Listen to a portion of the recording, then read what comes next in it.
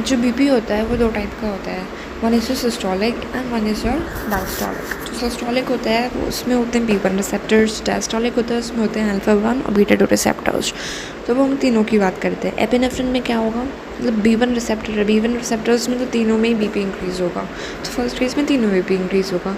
फिर next case आता है डायस्टोल में अल्फा 1 और बीटा 2 रिसेप्टर्स हैं, और एपिनेफ्रिन के अंदर दोनों रिसेप्टर्स होते हैं, तो वो नलिफाई हो जाएंगे और इसमें एपिनेफ्रिन में कोई इफेक्ट नहीं आएगा in the case of diastole. Non epinephrine में बीटा 2 नहीं होता तो अल्फा 1 का एक्शन आएगा, अल्फा 1 स्टिमुलेट होगा तो बीपी बढ़ेगा। आइसोप्रेनालिन में क्या होगा, बीटा 2 स्टिमुलेट होगा तो बीपी कम होगा। क्यों, क्योंकि आइसोप्रेनालिन तो सिर्फ बीटा 1 और बीटा 2 अगोनिस्ट होता है। ये तो ब्लड प्रेशर की बात होगी। अब हार्ट रेट पे, हार्ट रेट दो टाइप की होती है, one is direct, one is indirect. Direct में क्या होगा, तीनों केसेस में बढ़ रही होगी। इनडायरेक्ट में क्या होगा, एपिनेफ्रिन में चेंज नहीं होगा, नॉन एपिनेफ्रिन में कम होगी और आइसोप्रेनालिन में बढ़ेगी। तो जो नेट इफेक्ट आया, जो पूरा नेट इफेक्ट आया वो क्या आया कि एपिनेफ्रिन और आइसोप्रेनालिन के केस में तो हार्ट रेट बढ़ेगी और आइसोप्रेनालिन के केस में ज़्यादा बढ़ेगी, लेकिन नॉन एपिनेफ्रिन के केस में जो नेट रिजल्ट है वो कम होगा। जो डायरेक्ट बीपी है उससे जो इनडायरेक्ट इफेक्ट है वो ऑपोजिट है। जैसे नॉन एपिनेफ्रिन में डायस्ट्रोल के केस में बढ़ रहा है तो इनडायरेक्ट हार्ट रेट में कम होगा, आइसोप्रेनालिन में कम हो रहा है तो वो जाके बढ़ेगा। नेट इफेक्ट क्या आ गया, वो दोनों तो बढ़ेंगे, ये कम होगा। और जो ट्रांसप्लांटेड हार्ट होता है, अगर नॉन एपिनेफ्रिन अपन ने ड्रॉपिंग के साथ दिया पेशेंट्स को, और या तो इसमें ट्रांसप्लांटेड हार्ट है तो उसमें जो वेगल रिफ्लेक्स होगा वो एब्सेंट होगा। इन दोनों केसेस में ही वेगल रिफ्लेक्स एब्सेंट होगा, तो इस केस में जो हार्ट रेट है वो नॉन एपिनेफ्रिन बढ़ाएगा।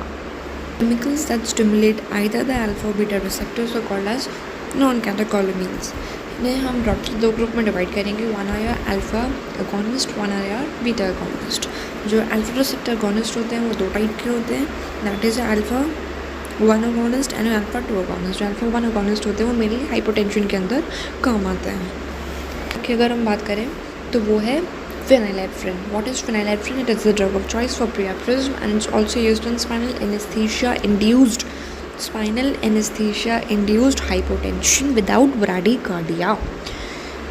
अगर ब्रैडीकार्डिया है तो हम एफेड्रिन यूज़ करेंगे।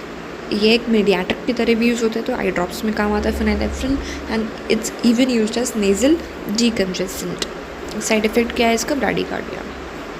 फिर बात करें ऑक्सीमेटाजोलिन, ज़ाइलोमेटाजोलिन, तो ये नेजल डीकंजेस्टेंट की तरह काम आते हैं, टॉपिकल एजेंट्स हैं। Midodrine is the drug of choice for your postural hypotension. Then comes methamphetamine and methoxamine. They are used to treat again hypotension. So ये क्या हो गया सब, ये हो गया अल्फा 1 अगोनिस्ट। अल्फा 2 अगोनिस्ट की बात करते हैं। अल्फा 2 अगोनिस्ट क्या करता है, इट स्टिमुलेट्स अल्फा 2 रिसेप्टर, जो कि सेंट्रल सिम्पैथोलाइसिस करवाएगा और नॉन एपिनेफ्रिन को डिक्रीज़ करेगा, बीपी डिक्रीज़ करेगा। तो अल्फा 2 अगोनिस्ट का मेनली काम क्या होता है, बीपी को डिक्रीज़ करना। तो अल्फा 2 रिसेप्टर के स्टिम्युलेशन की वजह से ब्रेन में सेडेशन हो जाता है। तो जो ड्रग ऑफ चॉइस है इसमें वो है clonidine. It is the drug of choice in hypertensive urgency. It's used in mild moderate hypertension.